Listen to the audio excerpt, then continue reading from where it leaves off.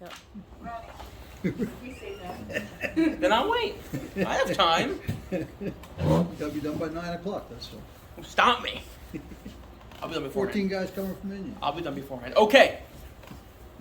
Welcome, everybody, to part one of a part something series. more than part four parts.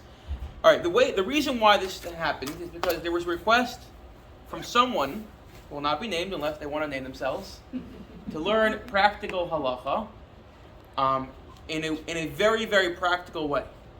So when I initially agreed to do this, I thought, okay, we could talk about making tuna fish on Shabbos. I can go through all the halachos and get it all done in one shiur. When I finished this, I realized we can break down making tuna fish on Shabbos to at least 3 shiurim. Try to keep it at 3 shiurim. I have the source sheets up here. Try to keep it to 3 shiurim. So what's going to happen is as follows. We're going to discuss one aspect, one of the potential issues with making tuna fish on Shabbos. At the very end of this year, maybe we'll even turn the recorder off for this so that people don't cheat for next time.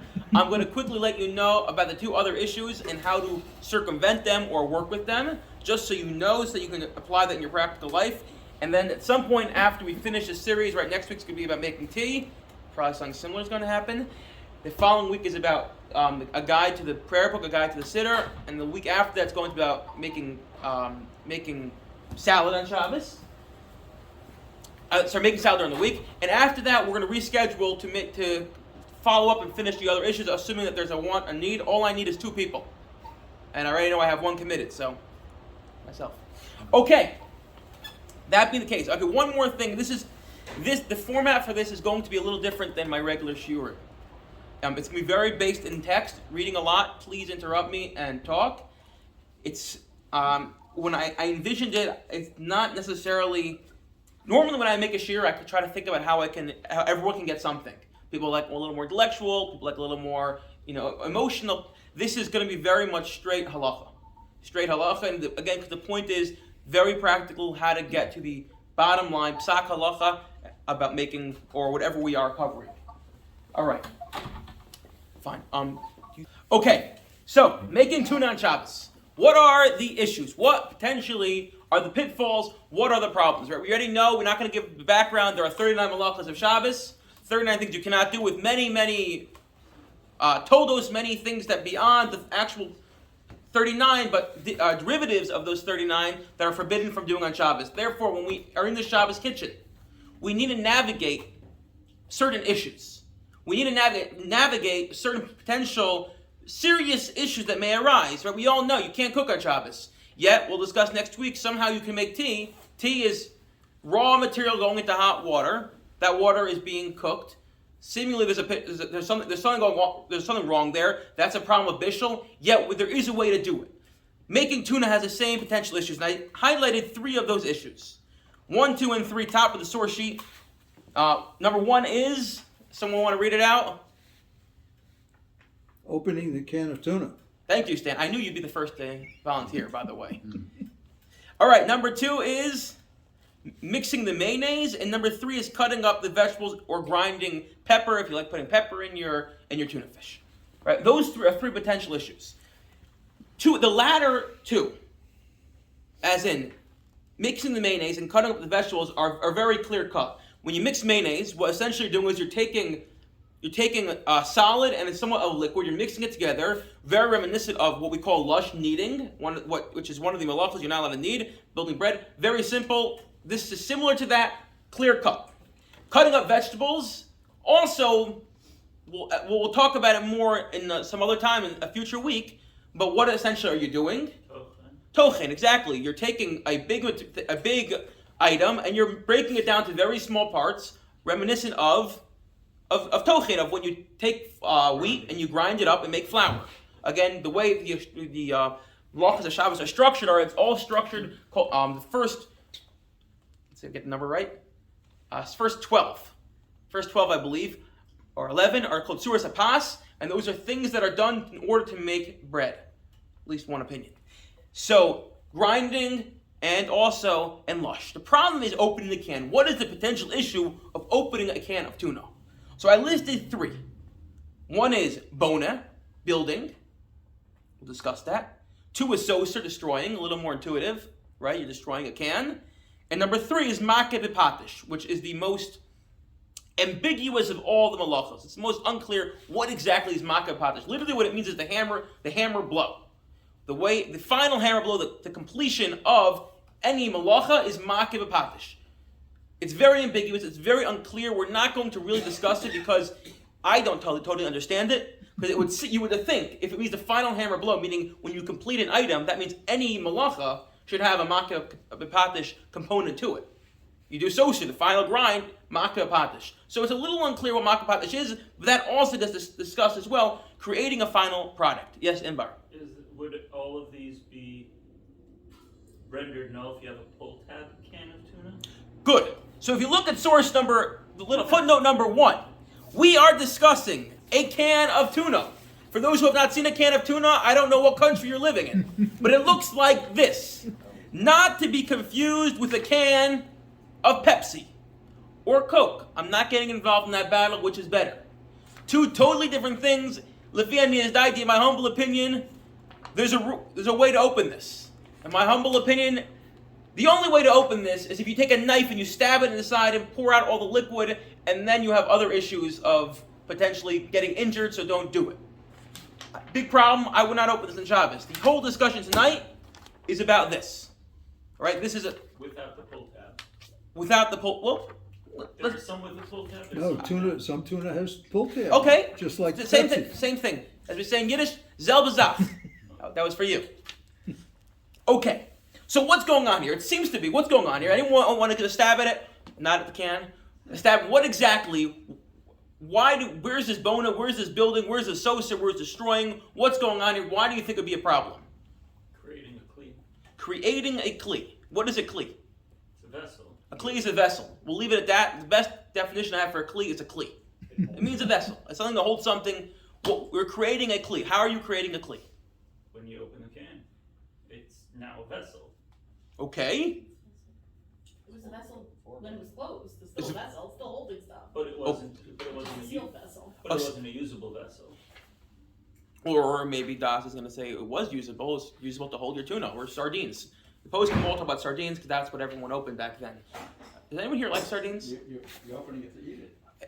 I figured it might fall out that They way. make a good sardine salad, actually. Okay. So that'd be soser perhaps. What do you say, Charles?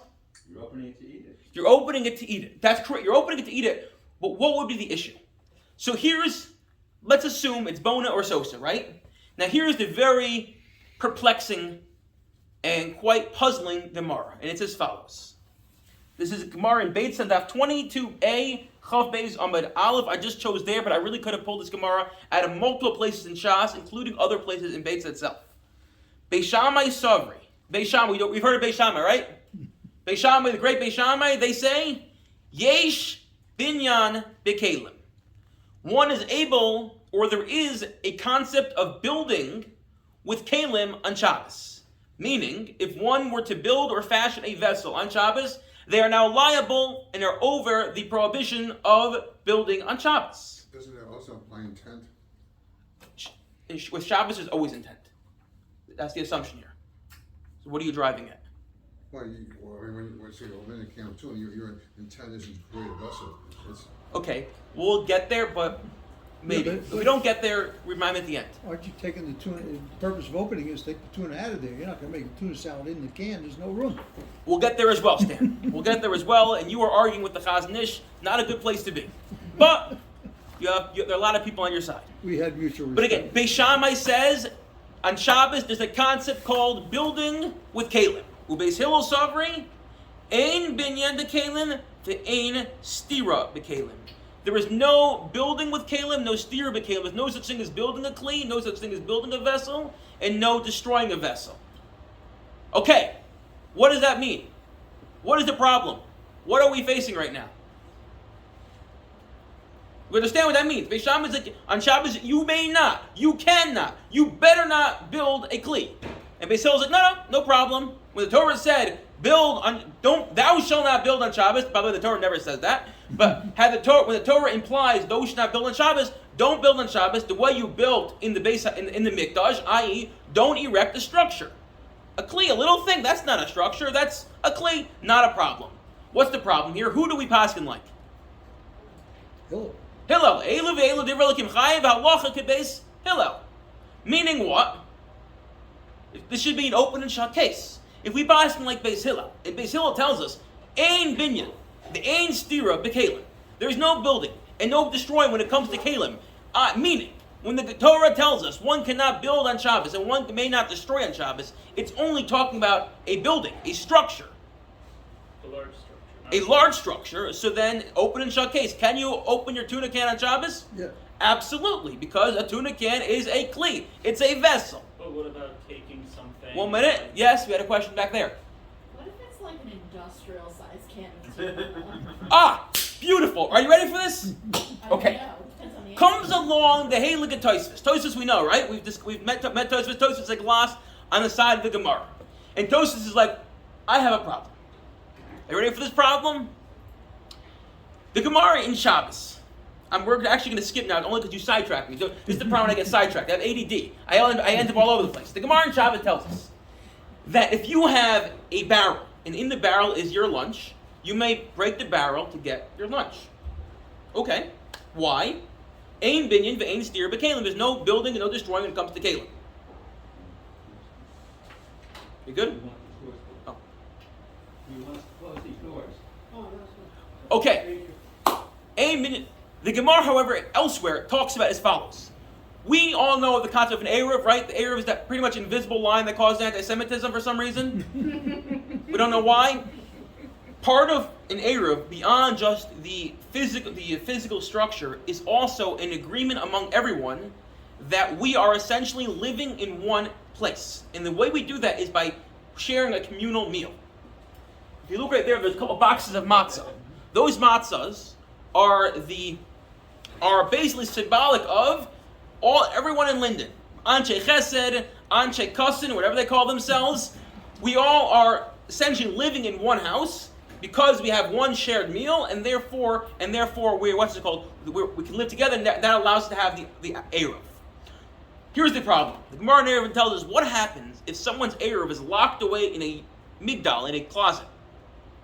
Says the Gemara, your Eruv is null and void. Why? You can't get into your closet because you can't destroy the closet. You cannot destroy a closet. That's so sir on Shabbos. Now that you can't access your closet, you can't access the matzah, so now you don't have an Eruv anymore. So Tosfos wants to know as follows. How is it I can destroy a box or a barrel to get my lunch, but I can't destroy the closet? You can't destroy a larger closet to get the Eruv. Therefore, Tosfos concludes that in a third Gemara, where the Gemara says, if you take a shovel, and you take the handle of the shovel and you put it together, binyan on Shabbos. Says Tosfos, it must be when we say ein binyan, ve'ein steer b'Shabbos, when we say there's no building with a vessel on Shabbos, we don't really mean that. What Beis Hillel meant was, when you have something that's very weak. I don't know, he says a menorah shechulias, like when you have your menorah, and it's like not really stuck in there, but it's like kind of put in there, like the lamps and the thing. That we mean that's what we mean. Our lunchbox that we have, our barrel, he says it's mustaki. It's a bunch of pieces of wood stuck together with a little putty. It's easy. It's going to fall apart easily. But if it was nailed together, you can't break that. That's stiro. Ein binyan b'Shabbos, ein steer b'Shabbos, but kelim is only on mustaki. It's only on things that aren't built strongly.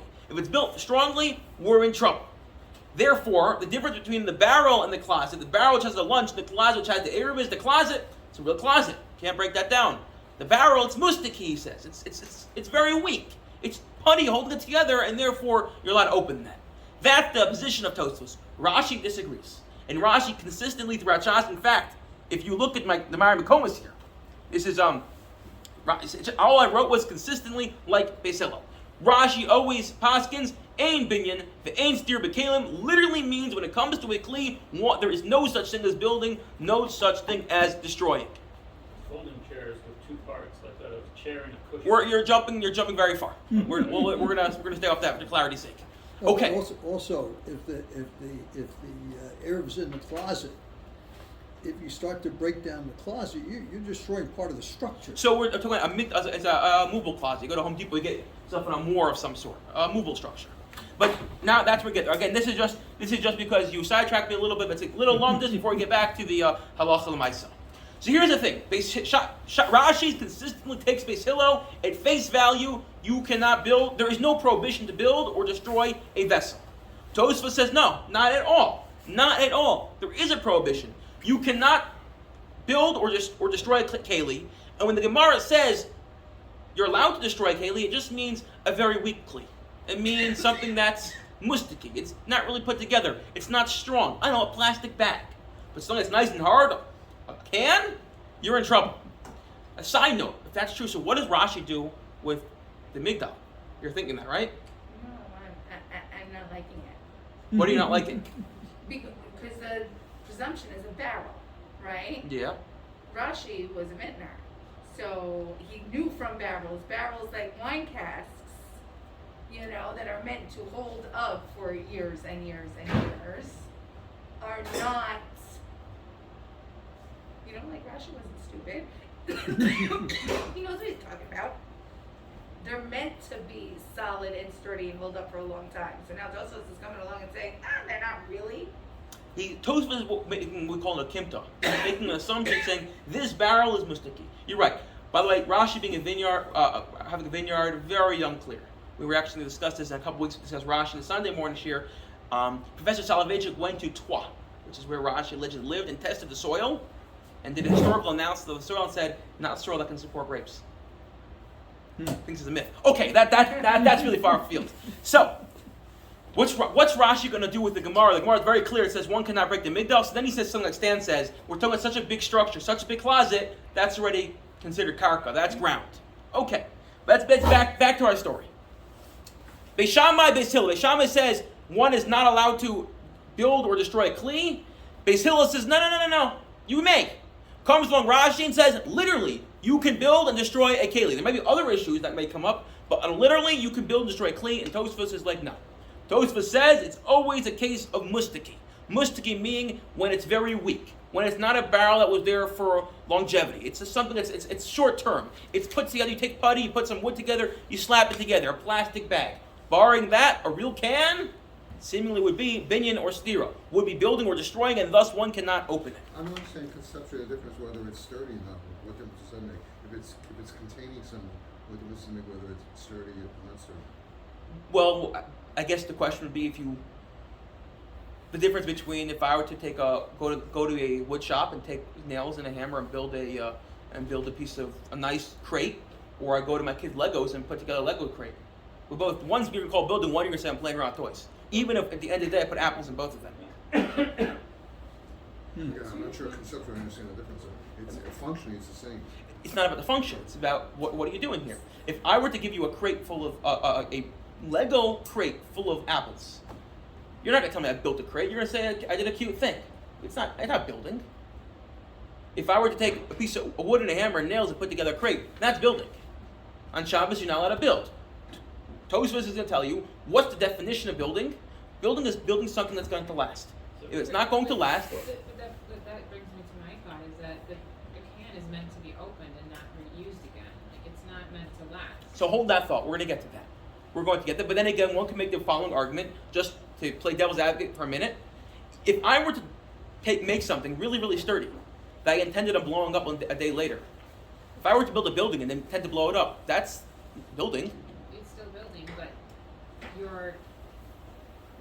I'm taking metal and I'm welding it shut. But was it designed to be blown up, or was it designed to be as strong as it can so that you can test how strong it is when you blow it A up? can is meant to, these cans are meant to last a very long time.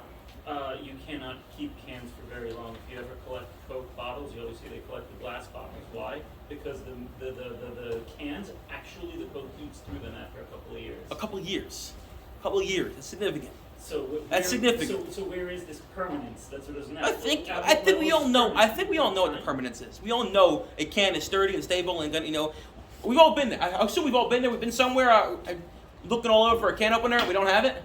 We're not opening that can. And yes, if you're a Boy Scout, you go online. You can find some guy who does it on YouTube. You try it yourself. It probably won't work. But we've all been there. A can's not opening unless you have a can opener.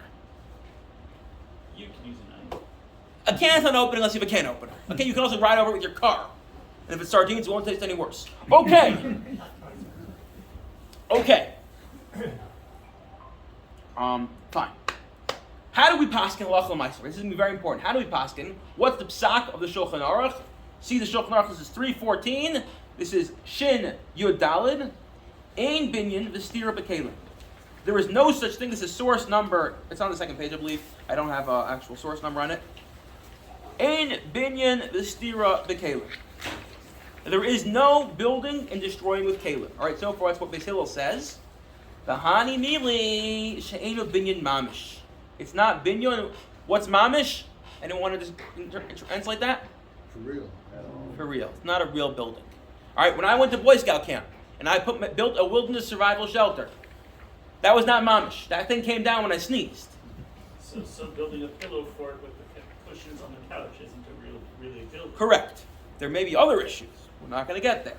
I'm not going to ask for fun right now. V'hani mili she'enu binyan mamish kigon chavius, like a barrel. And the barrel he's referring to is Tosfos' barrel that again was built mustaki. Hagah says the Ramah Rav Moshe Isserlis, the Ashkenazi psak, she'enu mechzekes arba'im sa. He adds in a barrel that doesn't hold 40 sa. What's significant about 40 sa? It is a mikvah. What else is significant about it? What do you think 40 sa does to a barrel? Makes it a binyan, right? It stands point. What's going to be the point where we say this is no longer a kli, no longer a vessel? Now it's okay. Maybe it's movable, but ultimately it's a structure. So it's the difference between a silo and a can. What's the difference between a silo and a can? Says the Ramah based of Iran, 40 sa. It can hold 40 sa. Then he says, Nishbara, V'diva. Do we know what the equivalent of that would be in ounces or gallons? In gallons. I should know this because I just filled the mikvah. No, because I'm just curious. Putting I it in should know. perspective. I should know this. Oh, okay. I should know I didn't this, mean to and I don't. criticize. But we're talking about a couple hundred gallons, I believe. Oh, okay. So that's I a think that's a that sizable makes sense. fleet to hold that.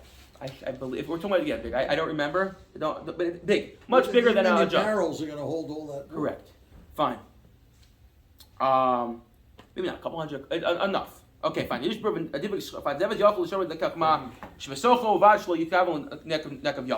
Then he adds something very important. He says, and when you do decide to break open this barrel, even though this barrel is mustaki, it's not very strong, make sure you don't make, and here's the word mekavin, so this is on Elliot's point, a pesach yafa, a nice opening.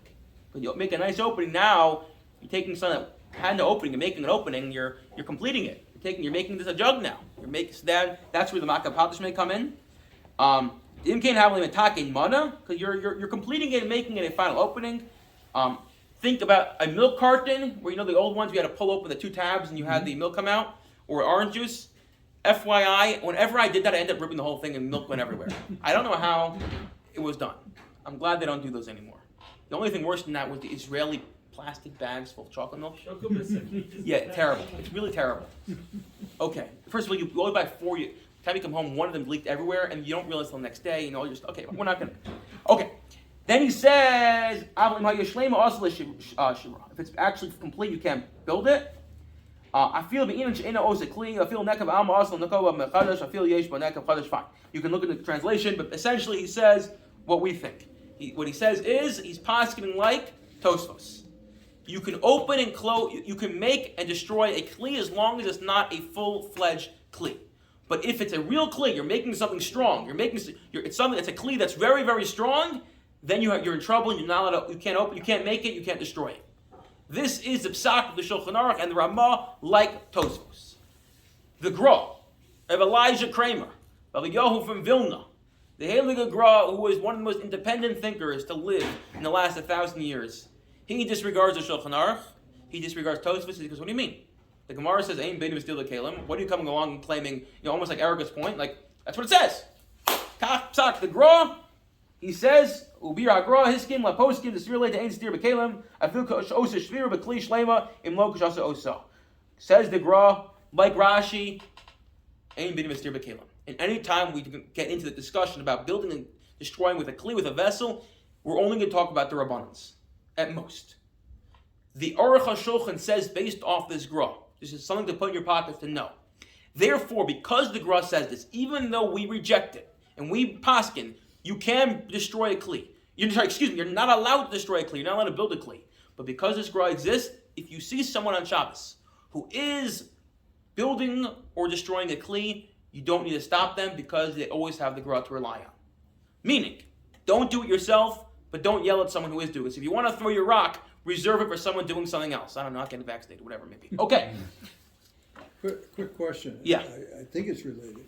There's big gallons of water that we put out on Shabbos to drink the water. When you unscrew that plastic cap, you're breaking a seal of some kind because the plastic goes all the way down, and that's how it's secure. And once So you snap that, isn't that the same thing as opening the purposely can? did not want to get into opening cans because that would take us too far afield. And when I initially planned this, I thought we'd be covering 3 more halachos, which we're not.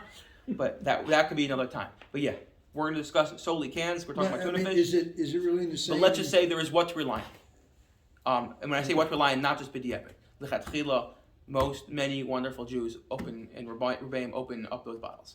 The metal ones may be a little different. Okay. What makes it So- a little different? What do you say? Why don't we pass them by the gra? Why don't we pass in? Well, it's Tosfos. Tosfos is pretty heavy hitters. So Tosfos. is Rashi in the gra. Like, why don't? The way Shulchan Aruch seems to pass it. I'm trying to remember now offhand what the other Rishonim say. You have to look at the Beis Yosef to see who else passes like Tosfos. I don't remember offhand. But Tosfos does, again, what Tosfos is going to do is go throughout Shas. In any case where he seems to think otherwise, he's going to give a reason why he's still correct, or they are still correct. Okay, but let's just do a quick review. Beis Shammai, Beis Hillel, can you build or can you destroy a kli on Shabbos? Beis Shammai says you're not allowed to. Beis Hillel says you can. Comes Tosfos and says when Beis Hillel said that they only meant by something that's very mustiki, it's very weak. But a real kli, not allowed to destroy, and that's the way Shulchan Aruch paskins. Therefore, that brings us to the contemporary can. And when I said can, just again, for those who have not seen a can, this is what a can looks like. For those, this is not the can we're talking about. But why not? It's the same metal tab. No, because Open it then up. Pesach Yafa. Remember, you're opening up. You're making a very nice opening. You're a prefab. And then You're not taking off the whole top. What he was saying about the Pull tabs. pull tabs, like they're already perforated somewhat, so that it does create a Yeah. you know, so that Yeah. that's gonna be tuna can as well. Yeah. Fine. Okay. So where does it leave with the tuna cans? How do we paskin? So there are three main approaches. There's the Tehillah LeDavid, who I never heard of until I saw quoted in this discussion, but everyone quotes him. The Chaz Nish and Rav Moshe Feinstein. All right. So I brought the Chaz Nish so you can all see him. So the Shlomo Zalman, we're going to get him in, but he's actually the one who quotes the Tehillah LeDavid. Okay, fair enough. Yeah. So if you want to go in that order, Rav Shlomo Zalman quoted the Tehillah LeDavid, the Chaz Nish, and Rav Moshe Feinstein. A little bit about these three people. Some heavy hitters. Rav Moshe Feinstein, exactly. In every base medrash in the world, there's a Rav Moshe Feinstein, which is something unbelievable to think about and to recognize. Here's someone who, literally lived a couple years ago. We spoke him again. We spoke him on Sunday, right? We spoke with Moshe Feinstein. Mm-hmm. So Rav Moshe Feinstein, what he says, you have to contend with him. As I point out this Sunday, there was a shiur given in YU called Rav Moshe and his halachic adversaries by Rabbi Aryeh Leibowitz. And Rabbi Leibowitz pointed out, he realized every halacha shiur is Rav Moshe and his halachic adversaries, because every halacha shiur is going to invariably quote Rav Moshe Feinstein. Even if you reject him, you need to quote him. He's the go-to guy. Chaz Nish is not much different. You're going to notice that. We're going to quote the Chaz Nish a lot. Again, two different people. Lower East Side, B'nai Brak. Both obviously were from Europe. B'nai Brak. He's arguably the founder of B'nai Brak, although he was a very interesting person himself. If you want to know about him, Chaim Grada, the Yiddish writer, he wrote a book called HaYeshiva, where one of the main characters in the book is actually based around the Chaz Nish, because Chaim Grada was a Ben Bayis. He lived by the Chaz Nish for a number of years, and although they went two totally different ways, he had very, very fond memories of him, and he wrote him into the book. So the Chaz Nish, and another thing with the Chaz Nish is he was just so smart. He was so smart. You read him sometimes, you're like, this religion's unbelievable. It's just so deep, and the way you can think that much. I'm going to Rav Moshe do that too. And lastly is the Shmir Shabbat Hilchos. So the Shmir Shabbat Hilchos was written by Rav Neivorth, that's how I pronounce it. He passed away a couple years ago. The interesting story about him was, I didn't actually realize until last week, it was a little controversial when it came out. This was one of the first, I guess, easy go-to books, pre-art scroll, about like just, he collected all the psukim and all the halacha, just put it down there. People got upset. Rabbi Beshefkin did a whole podcast about the controversy surrounding it, but of Neuwirth, he escaped. He was in Amsterdam during the war, and he spent, I believe it was 2 years, stuck in an attic, where he couldn't even move around the entire attic because there was a window. And he writes in the introduction, all he had was, I believe, a Gemara Yevamos and a Mishnah Brura Chelik Gimel, which is all the Hilchos Shabbos. So for 2 years, he just sat learning these two. And then when he finally was able to make it out, he had a passage on a ship that was on Shabbos. And he basically said, of course, you have to take it pikuach nefesh, but he made a promise to himself that one day he's going to do something to give back to Hashem, basically, and say, I had a Mechal Shabbos, after I spent 2 years learning Shabbos, I'm going to do something to bring Shabbos to more Jews. So that's the Shmir Shabbos. His primary Rebbe was Rosh Shlomo Zalman Auerbach. Right? One of the three biggest halachos in the last generation are these three. And therefore, Shlomo Zalman gets most of the press in this book. Okay, so those are the three. What do they say? Number one is the Tehillah LaDavid. If you look in source number, again, not mentioned. But it's on page. You don't even have the page. You see the Tehillah LaDavid? Top of the page? Yeah, top of the page. There's a black box on the side. I put that there because I didn't know how to get rid of it. Okay. The Yotzei Lanu B'divrei HaMagen Avram. He says it emerges from the Magen Avram, which we did not see because we cannot see everything, otherwise we would never get anywhere. B'paldilak sardinalin. So apparently that means a can. I googled it. And sardinalin is some food I would never touch. Shehein kalim gemurim. They are total, complete, full kalim. If you drop it off a balcony, it will probably get a little dent, and that's about it. Osir liftocham b'Shabbos. You cannot open them on Shabbos. Af dinema sheikar asiyas hapali lechu kadei sheyigmur b'socham asardilim. Someone here said this, or more than one person said this. Even though the main function of the can is to hold and only protect and hold and serve the sardines, even though mikol makom kaven shen kalim gemur, because they're a full and complete kli. Osir liftocham b'shum soser d'oraisa. Don't give me this, it's only there for the sardines. It's a full-fledged kli. It's strong. It's a kli. And therefore, if you open it, you are over d'oraisa.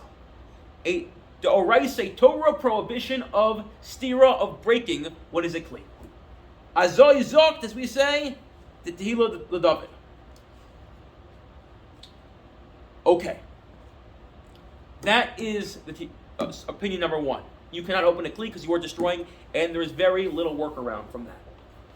We don't pass like the Tehillah LaDavid.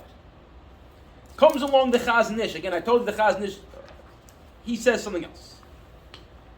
This is Chazon Ish, it says 5111 here. Umiyah mishum stira kli leka kan. He says there's no stira. You're not destroying this kli. Why? She'en kan sozer klau shapsicha tikun v'sosu mikol tzad lav plihu. And this is what he says. This addresses Das's point and Inbar's point. If you have a kli that's sealed shut in such a way that you can't access the inside without a tool, so at that point just look at it as a piece of metal. It happens to be there's sardines or tuna or chickpeas, whatever may be inside. If you can't access it without tools, it's just a piece of metal. It's reverted back essentially to a piece of metal, and it's no longer a kli. And therefore, he wants to. He contends, ukashos lo pesach nasa kli. So when you take your can opener now and you cut away the metal, or if you have the fancy new can openers, you apply pressure which forces it off. So essentially, what you're doing is you're taking a piece of metal and opening it up, and now there's a nice opening. You've just made a kli. You've made a vessel. And we pass like Tosfos, right? Or Shulchan Aruch said it's a nice strong vessel, and therefore it should be an isser. And he says as follows. And maybe some of the people in this room who are a year or two older than me, who may remember this from many years ago. And he says as follows. He says, the problem is, if you want to just throw it away, so one can argue, okay, you haven't done anything. But he goes, listen again, this is maybe in Bnei Brak in the 1930s during the poverty, or maybe we all had parents or grandparents ourselves who done this. Harbi b'nei adam daitim ala kusa. So many people are thinking about that can. And what are they saying? L'shamash bo niach bo boros o musam arim l'kiyotzibo. They want to keep their nails in there. I don't know, you took Bnei Brak in the 1940s, dirt poor. I'll tell you, in the 1940s, when my grandparents, in 1951, I believe, or he was 50, my great-grandparents and grandparents got a visas to go to Palestine. Well, then it was Israel. No, I take it back. So that wasn't Palestine. It was 47. In 47, they got visas to go to Israel. And my great-great-uncle went first, and he wrote back and said, don't come. There's no food. There's poverty. Everyone's famished. There's poverty, and war is going to break out. And because of that, they stayed in Europe, in the DP camps, for another 3 years to 51. So, think what Chaznish is writing is like, we have nothing. You're taking that can, you're reusing it. You're using it for your, the yard site candles. Anyone do this? They take the yard site candles, they use it to hold things after. So it says the Chaznish, it's not just like, oh, you're taking and throwing it out, you're taking it and you're going to reuse it. And there's Surah Vizimnin, and sometimes, again, the Einu Ochel Kol Dagam Hashta. Maybe you're not going to finish all the sardines. So what are you going to do? You're going to take your can with the sardines. Don't tell my mother you did this, because she'll yell at me, I'll get some sort of poisoning. You put it back in the fridge till the next time. But you're happy now. You've just built a kli. You have your kavana. You're building a kli. You're using it. You're utilizing the kli. And if you skip down a line, halacha, the last word of the line is hacha. Called in yichale b'shimash kli didei chashav pesach. It's as if you opened it. You created an opening. The Eshad Abadai de Lazerko Amy Mischashvin im Kavanasa Lom Matsino Het Shvira Ella Bay Pesach Avageshem Cholo B'Vnim Sosim Kol Tzad. So then he says as follows. And maybe one could even say, this doesn't seem as confident about, but maybe one can even say, you want to throw it out right away, but where's the line between saying you just built something even though you just threw it away, as we said it, versus saying, oh, because I'm throwing it away, therefore it's not as if I built something, right? Where do you draw the line between, again, saying, I built something, but I'm going to throw it away, so it's as if I didn't build it, versus I built something, just because I want to throw it away doesn't nullify or negate the fact I built it. But it doesn't make it that you didn't build it if you throw it away. It means you didn't intentionally build it. You didn't open the can to build a can. You wanted the can. But maybe you ended up with a full-fledged can, and the food's inside it, so the Chaznish is, again, he's a little unclear about this. That's what you do with it after. Say it again? That's what you do with it after you open it. So if you're just opening it to eat it and then you put it in a dish, this is incidental. It's not really like you're intending to build a food. Right, but the Chaznish again is saying is, where do you draw the line between saying, I've built a kli and now I'm throwing it away, but I've built a kli versus because I plan on throwing it away, it's as if I didn't. The purpose wasn't to build a kli. But at the end of the day, you have a nice full kli in front of you. It's going to last a long time. You're not using it as a kli. So? You didn't intend to build a kli. You're not using it as a kli. You put it in there. What's up, guys? Which is maybe why he's specific, yeah. So if you're someone who's never used a tuna can for something, can you say that you don't think of it even as a kli? Would it be different than someone who does? I think yes, but I think that's what he's trying to address that. He's like, he still seems a little like, even though maybe one can say, at the end of the day, you have a kli. But yeah, we're going to get there. We're going to get there. We still have time. Of course we have time. We always have time. Fine. And therefore, that's basically the Chaznish. Chaznish essentially says, you're building a kli, a piece of metal. It's a piece of metal. Einach hanami, there's chickpeas inside or sardines inside. You probably did not eat chickpeas. Oh, he's Israeli, I guess, maybe. I don't know. But they're inside. But now you've opened up, you've essentially created a kli. So Hila David, you destroyed it. He said you open it. Comes along Moshe Feinstein. Moshe Feinstein. He actually says something very brilliant. And I did not bring this whole piece, it's a long piece. And he says, he has a proof for this. But he says, Nim Siladino. And again, this is based on, it's a long tshuva. He says, Anav Yud, this is a part 10 already. She'ilo HaKans. Or Moshe loved doing this. Sometimes it's actually annoying and sometimes it's cute. He would write the English in Hebrew. So there are times you're like, I know that word. You get a dictionary, the Hebrew dictionary. Oh, cans. Yeah, exactly. Nimsa ha-cans is again on that page. The tivos ha-spartanim, the chen sukar, ukiagav, shar okul hagavna, shar mini ochlin shenimcha mechavilos Kruchim Misak Shal Nir. So he's actually addressing all the issues, opening anything, opening any can, or more than can. Shnas Rak Mishvil Ela Menuchin Sham V'Gam Yodish Achan Shalom Kamisham Oflan Zarkan Also B'nei Abdinu La'ashbi Yesh Lati L'Kol Yamo. Shovim L'Kargos B'Tam HaShof Narch L'Dami L'Shavra Egozim Shkos V'Tchilos. So I'll get background. He says as follows: if you have an item, and the sole reason that this was created was to protect what was going inside. The only reason this can is here is to protect the tuna fish.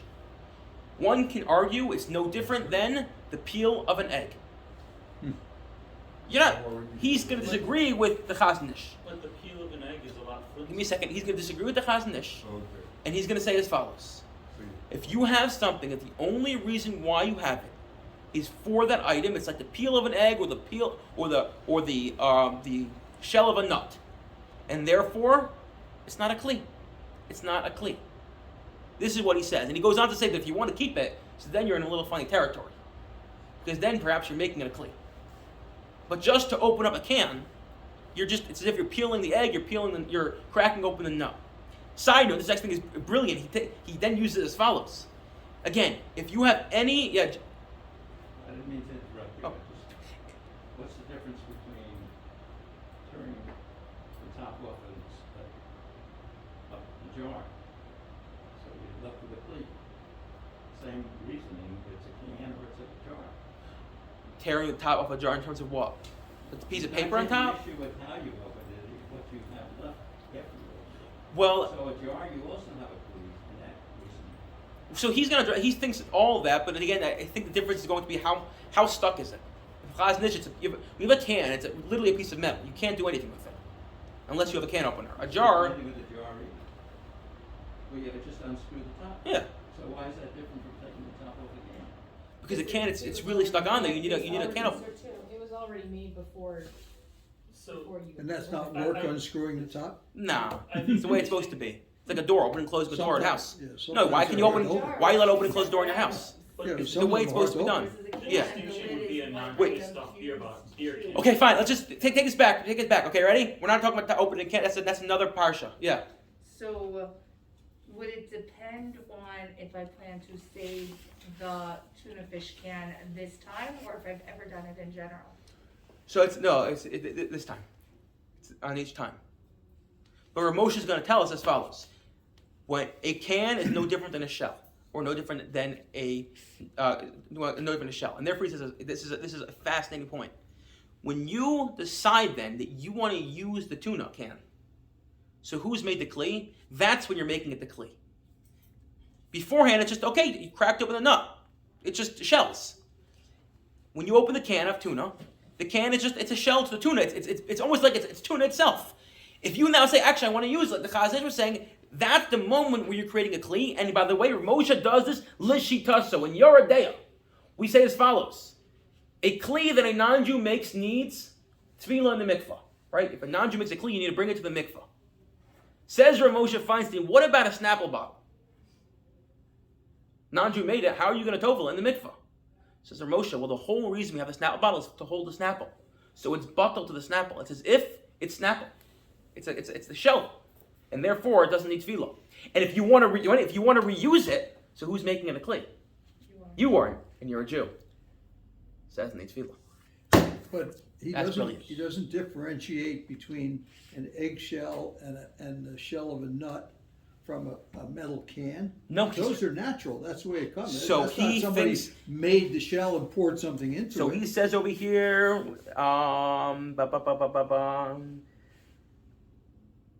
he says as follows. Where is this? It comes naturally in cans. There's a can is man-made. The shell is not. He said, did I not put it in here? He has a lashon where he says, my high, if it's natural or not natural. He says it straight up. Right. He doesn't care if it's natural. By the way, part of his proof, So he doesn't differentiate. He does not differentiate. Yeah, but you could never use a shell as a kli. Yeah, yeah. Okay, but his you point crack is, it, it's but again, his unusable. point is, he's reframing it. Don't look at this as a piece of metal. This is a piece of tuna. It just happens to be really hard and tastes like metal. Meaning it's not. It's batel. It's nullified to the tuna because the whole purpose of it is to serve the tuna. That's his point. Is it a kli? If you take it, if I show you a piece of thing, what is it? Yeah, we know it's a kli. But his point is that Hilchos Shabbos, maybe the way we look at this is batel to the kli. And then he says as follows: the chol zeh medina. This is all according to the strict halacha. Yes, Harry? What is the definition of a kli? Is it something that's going to contain? You came late. No, we didn't address I'm it. sorry. I said it's going to be hard to define, and it seems that you could say that that's part of what's going on here is they're trying to argue what a kli is. For Moshe is like something that just because something contains something is really hard. If it's made for another purpose, then it's batal. It's not considered a kli. And the Chazon is like, no, it's a kli. But I think it's a larger debate we're not going to get into. Coconut. When you want to drink the liquid, there's 3 little holes at the top. You put like a screwdriver or something in one of the holes to make it wider, and then you can just pour the liquid out. Would that be a nice opening, a petach yaf? You're taking me far afield. Yes. So I have heard somebody opening both sides of it. Okay, so we'll get there in a minute. That Because makes this is where remote. We love Moshe Feinstein, right? We said the Tehillah Dave. We leave him aside. The Chazon Ish we can't ignore, but he's again. How many of us are actually storing things in our can? So we're kind of left with Moshe, but Moshe says as follows: after all said and done, v'chol ze midina. This is all according to the strict halacha. Av l'maisa ein lahatir. But push comes to shove, l'maisa, we should not permit this. Shebnei Torah mu'atin. But I wouldn't say to her because there are not a lot of people who know Torah. We live in a generation where people don't know. And shemakam she'ein bnei Torah yesh dvarim she'ein lahatik dei shlo yavu lahakel. And in a place that people who do not know the halacha, we should not be makel because people are going to get confused. People don't know different. They say, "Oh, what's the difference between opening a can and I don't know, playing in my wood shop and making a little figurine or whatever it may be?" So we do the privacy of your own home and your Tam Chacham and so kind. Maybe not. That's. There is a case in halacha we say halacha ben Moran Kane that in the privacy home you can do it, and there are times when we say, and I don't know the Gemara here if it's what it's going to. What it's driving at. We don't do it because it creates the total avira. And this is what he says. I believe,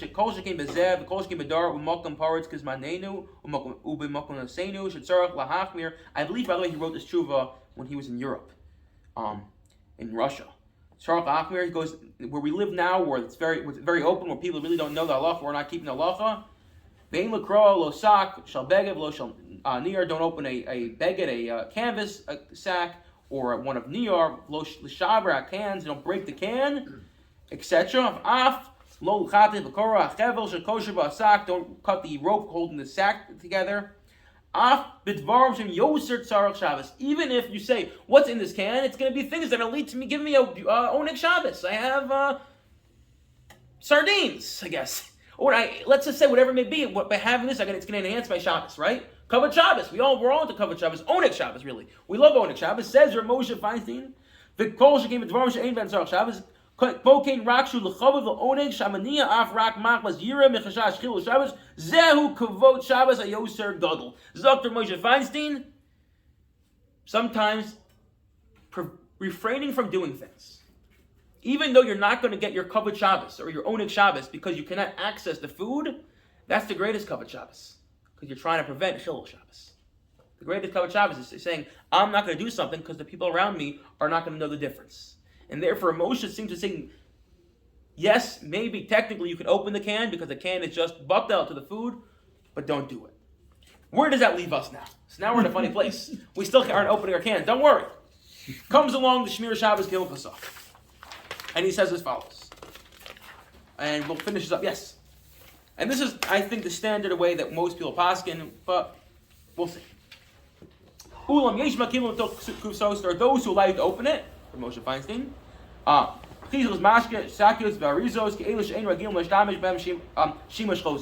Cans you're not going to use, one time use cans, you can open them. So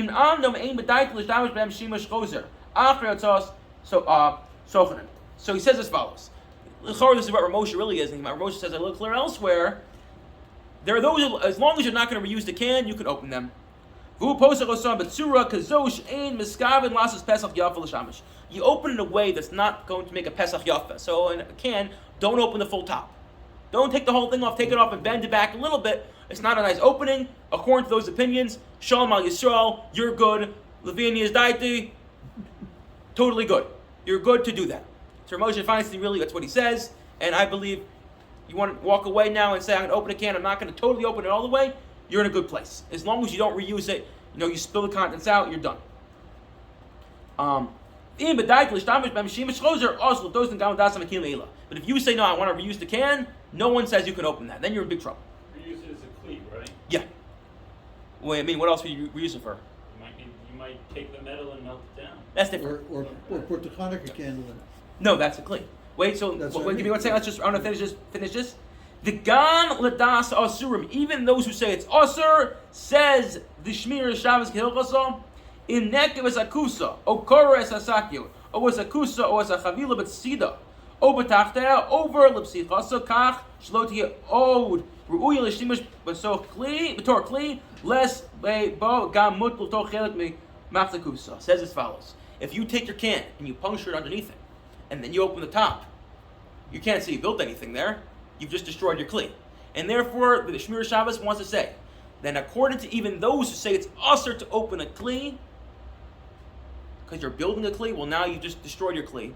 Or well, you destroyed it. It's not, we rejected Hila David. Now you've not opened the kli, you've not made a nice kli, and therefore it's totally mutter. So you have two approaches right now at the Shmir Shabbos. Either rely on the mekilim and open it, don't make a nice opening, or as Allison said, puncture the bottom or the side, and then, or low down on the side, and then you have not made a kli. How soon after do you have to puncture the bottom or the side? Because once you puncture the bottom of the side, Yeah, so Rav Nissen Karelitz and the Chut Sheni kind of says because of that he's not happy with all this, but I think do it shortly after. Do it soon after. And that's the way the Shmir Shabbos paskins. And if you look one more source, and then we'll open up for questions. And this is probably just a good eitzah. We want to keep Shabbos to the best, to the maximal. The way you keep Shabbos to the maximal is you prepare for Shabbos, right? Actually, Kavod Shabbos is not, according to the Rambam, doesn't take place on Shabbos. It's before Shabbos. It's getting ready for Shabbos. It's lighting the candles. It's taking a bath. It's or shower, or setting the table. That's Kavod Shabbos. Part of Kavod Shabbos is before Shabbos saying, what do I need to do to prepare for Shabbos? L'chatchila, this is the last source. Roy v'nachon, it's correct, it's proper. Lift tochli ba'od yom es kol hamichilim his chumim. Shebis chulasam yorti l'shabbos Shabbos b'yontif. B'chazah kufsum kartin shein mashke kufsu shmorim etc. etc. It's best before Shabbos if you know you're going to need the sardines. So open it before Shabbos. Pour it into a plastic bag. Avoid all these issues. It's enhanced our Shmir Shabbos. It teaches the people around us that we're thinking about Shabbos ahead of time. Not that we're relying on a kula, but again, it's being proactive. We want to increase and enhance our Shabbos, and keeping Shabbos starts on Erev Shabbos, as Rabbi Soloveitchik always says. In America, we have Shomer Shabbos Jews. We don't have Erev Shabbos Jews. We don't have Erev Shabbos Jews. It's about coming into Shabbos b'nachas. It's about also preparing for Shabbos. So the Shmir Shabbos therefore says, think ahead of time. Chachamei Barosha. In summary, and then I'll open up. In summary. Rav Moshe, look, I even have it written down there. I always hated when my teachers did this. I hope if teachers do it here, if you do it, I'm sorry. When they would give out like the rules to the class, and they'd proceed to read it and add nothing. And I'd finish it already. But I'm going to do it right now. We can rely on Rav Moshe and open the can and discard it immediately. Again, better to not totally rip the top off. It is better to be stringent when possible and not open the can in a perfect way so there's no nice opening. And there's room to adopt the stringency of the Shmir Shabbos of destroying the can, and then it won't be considered bona like the Chazan ish. Yeah. Okay. We can open now for questions, and then I'm quickly going to run through Tochen and Lush.